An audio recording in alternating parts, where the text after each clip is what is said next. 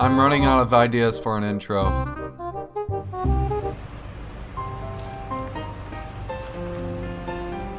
Hey, Alex! What do you want, dear Rick?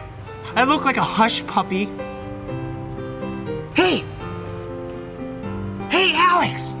You know, sometimes I like to curl up in a big ball and pretend I'm a hush puppy. We're doing a treat there, Rick! Hey, Alex! What you doing? Rick! Yeah. Toriel peered over Frisk's shoulder.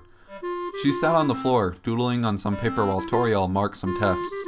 So far, Frisk had drawn Papyrus kneeling over Sans, but now she couldn't seem to get Sans' face right. She was starting to draw his body, leaving the face for later, when the doorbell rang. She jumped up and went to answer it, and standing outside was the skeleton himself. Before she could call Toriel over, Sans pulled Frisk's into a bone-crushing hug, ruffling her hair. Toriel looked over and laughed. Hello, Sans. What brings you here? I want to capture Frisk. I'm gonna put her in my rib cage. While they laugh at the pun, Frisk pulls away from Sans' grip and runs behind Toriel. Oh, hey kid, I'm heading to the park later. You wanna come along? Frisk couldn't reply because Toriel cut in. That sounds lovely, doesn't it, Frisk?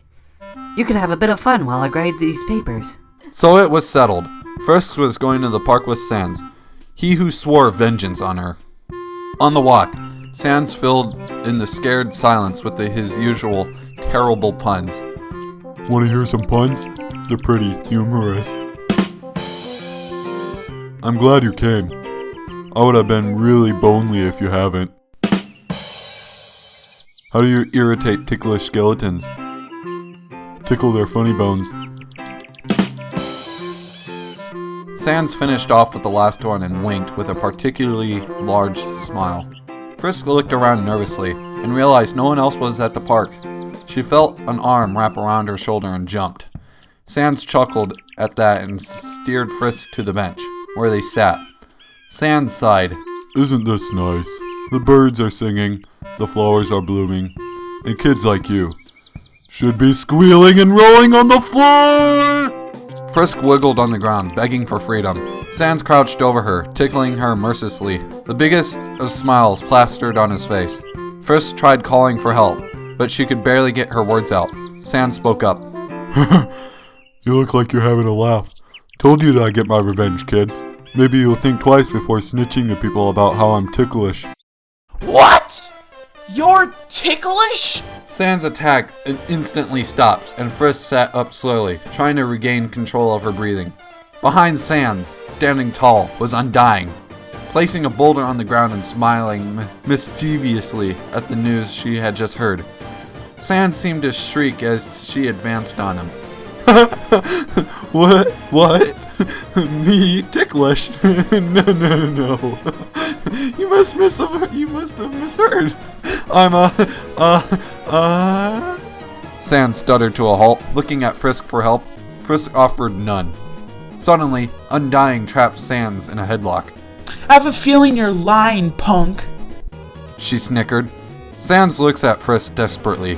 Frisk gave way to the stare and tried to distract Undying. Hey, Undying. I heard you could break a boulder. Is that true? She instantly releases Sans and crushes the boulder she had carried to them. Sans hides behind Frisk as they are showered with bits of rocks, muttering his thanks. Proof enough for ya? Undying grinned. Frisk nodded at her. Undying patted her on the head roughly, then looked at Sans. Don't think you've gotten away. I'll find out whether you really are ticklish. She sticks out her tongue and with that, sprinted away. Frisk noticed Sans' edge when walking home, and tried to reassure him. Don't worry, I'll protect you, Sans. Thanks, kiddo. No problem, Sans. But how come you don't want anybody to know anyway? Well, you know how skeletons don't have skin. That means we ain't meant to be so sensitive. So, I find it kinda weird. I find it cute. You're cute. Aw, well, you're cuter. No way! Yeah, way. Oh yeah? You're adorable. Got him. They reached home, and Sans invited Frisk in. Papyrus might try to get me, so you can prove whether if you really will protect me by going in first. Okay. And she stormed in.